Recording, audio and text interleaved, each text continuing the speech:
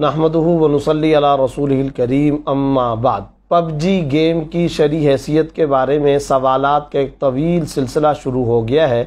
اور چہار اطراف سے، دنیا بھر سے، ملک بھر سے سوالات اور کالز کا تانتا بندھا ہوا ہے۔ اس سلسلے میں واضح طور پر یہ شرعی مسئلہ سمجھ لینا چاہیے کہ عام طور پر کھیل اور گیم کے بارے میں جوا نہ ہونے جیسی شرائط کے ساتھ ساتھ بنیادی طور پر 3 شرائط کا لحاظ رکھنا ضروری ہے۔ سب سے پہلی بات تو یہ کہ وہ گیم، وہ کھیل بدن کی ورزش، جسمانی تندرستی، ذہنی صحت کو برقرار رکھنے کے لیے ہو۔ پہلی شرط تو یہ ہے۔ دوسری شرط یہ کہ اس میں غلو، استغراق اور انہماک نہ ہو، آدمی بہت زیادہ اس انداز کے اندر مشغول اور منہمک نہ ہو جائے کہ ضروری کاموں کا بھی حرج لازم آ جائے۔ اور تیسری بنیادی شرط یہ ہے کہ اس کا فائدہ اس کے نقصانات سے زیادہ ہو، یعنی نقصانات کم ہوں، فائدہ زیادہ ہو۔ اب ان 3 بنیادی شرائط اور کنڈیشنز کو سامنے رکھتے ہوئے اگر پب جی گیم کا جائزہ لیا جائے تو آپ کو معلوم ہوگا کہ بجائے ذہنی اور جسمانی صحت کے پب جی کھیلنے والے افراد، بچے، نوجوان، بہنیں، بھائی، ان کی ذہنی جسمانی صحت پر انتہائی منفی اثرات مرتب ہو رہے ہیں اور انہیں کھانے پینے کا کوئی ہوش نہیں ہے اور ان پر ایسے زبردست گہرے منفی اثرات مرتب ہو رہے ہیں کہ جسمانی طور پر بھی، ذہنی طور پر بھی شدید ترین نقصانات کا سامنا کرنا پڑ رہا ہے۔ نمبر 2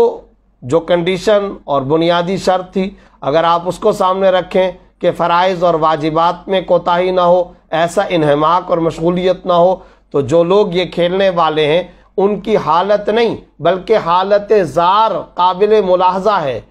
خودکشی تک کے واقعات پیش آ رہے ہیں، کھانے پینے سے انسان محروم ہو جاتا ہے اور یہ گیم واضح طور پر انسان کو ایسا عادی بنا دیتی ہے جیسے انسان کسی نشے کا عادی ہو، اور حقوق اللہ، حقوق العباد سے زبردست قسم کی غفلت اور کوتاہی کا مسلسل ارتکاب ہو رہا ہوتا ہے۔ انسان گھر والوں سے، دکان و کاروبار سے، بزنس و تجارت سے، اپنے فرائض اور واجبات سے، بیوی بچوں سے مکمل طور پر غافل ہو جاتا ہے، شدید ترین کوتاہی کا شکار ہو جاتا ہے، ایک طرح سے منشیات اور نشے کا عادی بن کر کے رہ جاتا ہے۔ اور تیسرے نمبر پر واضح طور پر اس کے نقصانات اس کے فائدے سے کہیں زیادہ ہیں، نقصان ہی نقصان۔ ان تمام پہلوؤں کو اگر سامنے رکھا جائے تو واضح طور پر فتویٰ یہ ہے، شرعی مسئلہ یہ ہے کہ پب جی گیم کھیلنا، اس میں مشغول ہونا، اس ایپ کو استعمال کرنا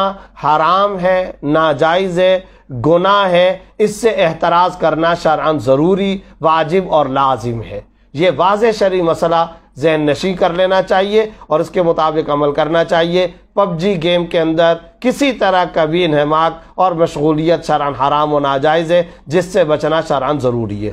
تاہم ایک فتویٰ آیا ہے جس کے اندر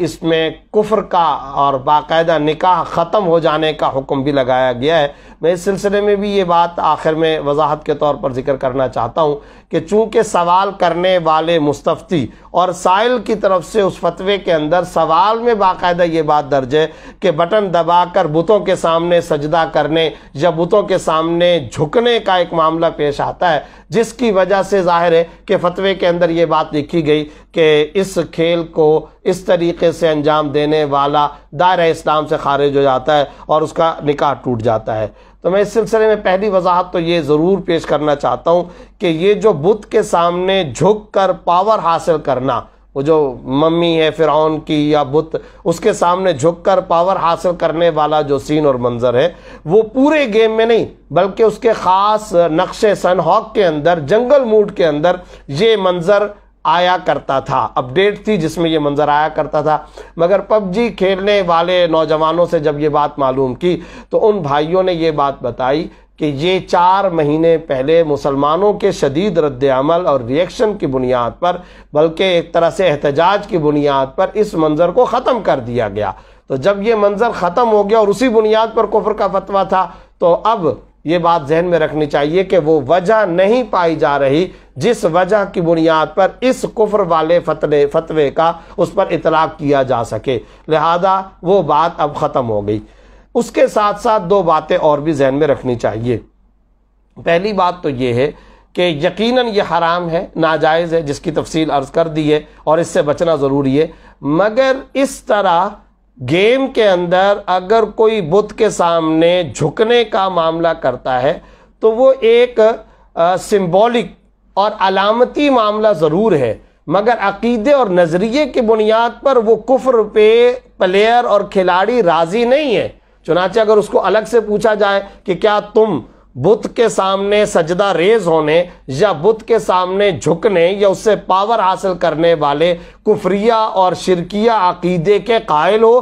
کیا تمہارا یہ نظریہ ہے؟ تو ہرگز یہ نظریہ نہیں ہے۔ تو جب اس کا یہ نظریہ نہیں ہے، اس کا یہ عقیدہ نہیں ہے، لا یخطر ببالہ الرضا بالکفر، یعنی اس کے وہم اور اس کے خیال اور اس کے گمان میں کفر نہیں گزر رہا اور کفر نہیں آ رہا، تو پھر اس لعاب کو، اس کھیل کو کفر پہ رضامندی کی دلالت اور اس کے قائم مقام کیسے سمجھا جا سکتا ہے؟ یعنی وہ شخص جو پلیئر ہے، وہ کھیلنے والا، وہ کفر پہ راضی نہیں۔ جب وہ کفر پہ راضی نہیں تو اس کھیل کو کفر کے قائم مقام قرار دینا، میں سمجھتا ہوں کہ یہ سخت بات ہے، مشکل ہے، اس میں ڈفرینس آف اوپینین ہے، رائے کا اختلاف ہو سکتا ہے۔ اس لیے کفر کا اطلاق کرنا یا کفر کا فتویٰ لگانا تاکہ دائرہ اسلام سے خارج اور پھر نکاح کے ٹوٹ جانے کا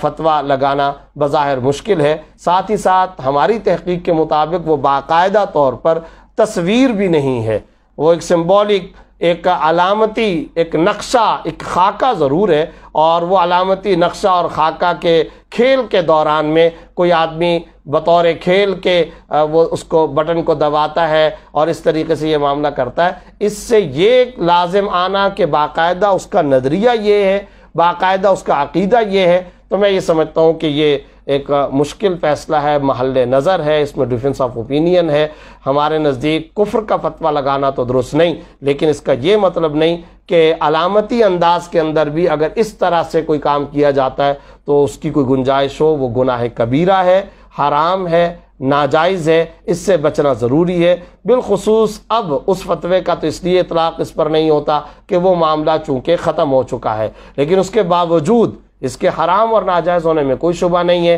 اس گیم سے احتراز کرنا بھی ضروری ہے۔ ساتھ ہی ساتھ میں حکومت پاکستان سے بلکہ تمام کے تمام ممالک، بالخصوص اسلامی ممالک کے حکمرانوں سے اور خاص طور پر حکومت پاکستان سے درخواست کرتا ہوں کہ اس گیم پر پابندی لگائی جائے۔ ہمارے نوجوان بہنوں بھائیوں پر، ان کے ذہنوں پر اس کے بدترین اثرات مرتب ہو رہے ہیں، اس لیے ہر صورت میں اس پر پابندی لگنی چاہیے۔ امید ہے شرعی اور فقہی اعتبار سے مسئلہ واضح ہو گیا ہوگا۔